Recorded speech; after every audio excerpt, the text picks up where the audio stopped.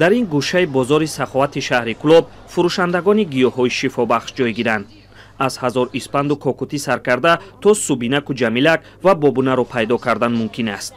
ҳамаи ин гиёҳҳоро фурӯшандагон аз кӯҳистони инҷо меоранд. Қурбон Авазов солҳо дар бозори саховат гиёҳ мефурӯшад.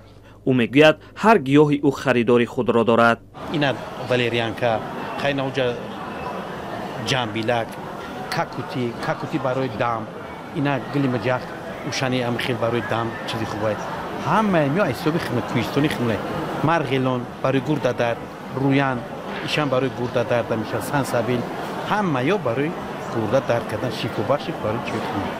дар минтақа Балҷувон, Ховалинг, Шоҳин ва Муъминобод ноҳияҳои кӯҳиянд. дар онҳо мағзорону ҷангалҳои бешуморанд. 43 намуд гиёҳи шифобахш дар кӯҳҳои ин ноҳияҳо мерӯидаанд. ширкатҳои дорусозӣ бо ҷангалбонҳо ҳамкорӣ карда гиёҳ ҷамъ мекунанд. хоҷагии ҷангали сари хусус, хоҷагии ҷангали Муъминобод ба ҳамкорӣ дорад, хоҷагии ҷангали Балҷувон ба ҳамин ширкатҳои дорусозӣ ҳамкорӣ доранд. сета хоҷагии ҷангал ва ҳаимсол як аз 3 тонна ҷамъ кардагиам. ширкатҳои дорусозие ки гиёҳ мегиранд онро коркард карда ба бозор мебароранд. ҳоло ҳар навъ гиёҳҳои лозимаро метавон аз дорухона ҳам пайдо кард.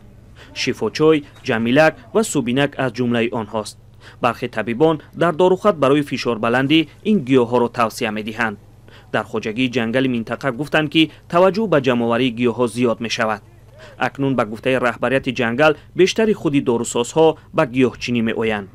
гиёҳҳое ки ба гуфтаи ҷангалбонҳо солҳои пеш хӯроки гову чорво мешуд. ҳоло бошад барои шифои аз ҳар гуна бемориҳо онро сокинон истифода мебаранд ва мегӯянд шояд дар оянда ин соҳа саноатӣ ва содиротӣ низ шавад.